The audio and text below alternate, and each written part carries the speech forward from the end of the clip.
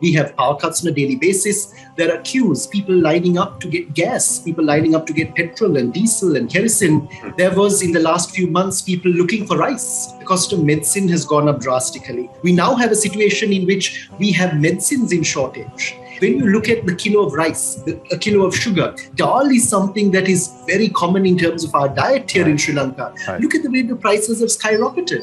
From outside, Sri Lanka appears to have spiraled into a political crisis, precipitated by months of widespread suffering. But on the streets of Colombo, locals see this as the tipping point of its unmitigated economic disaster. There has been a national awakening in Sri Lanka, so to say.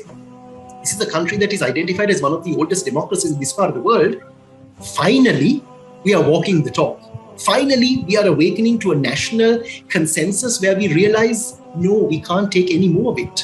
In a series of unthoughtful moves, the Rajapaksa government implemented deep tax cuts in 2019, hurting the government's coffers in a big way. The Easter Sunday bombings that same year sent the country's tourism revenues into decline, with almost $1 billion lost. A big deal for a country with 20% of its GDP dependent on tourism.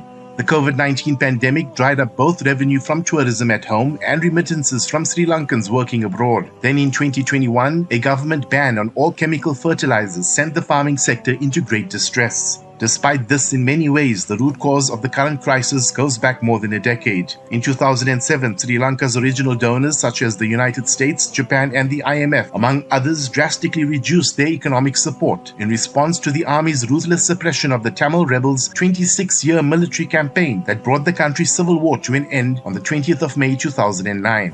The worst blow to Sri Lanka came from an EU decision in 2010. Sri Lanka was granted access to the EU's GSP Plus trade scheme in 2005, and by 2010 the EU was Sri Lanka's largest trading partner. Garment exports, the country's second foreign exchange, gained between 100 million and 500 million euros under the scheme.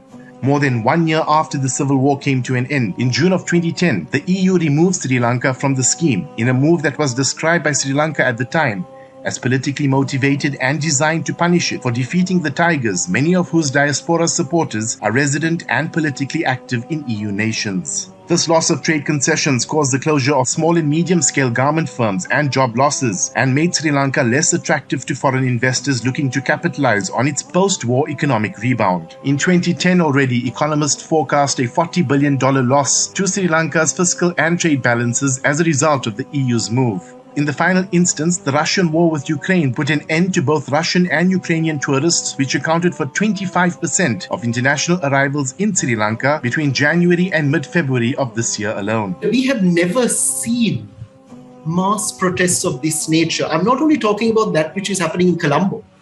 Go around the country. There are protests from farmers, from teachers, from people at the very grassroots level who are out there on the streets. Why are they protesting? They're doing that because they're affected. By all estimates, ordinary Sri Lankans will have to bear financial hardship for 2 more years and probably spend many more years making up for the losses they have incurred. Tobias for CI Radio News.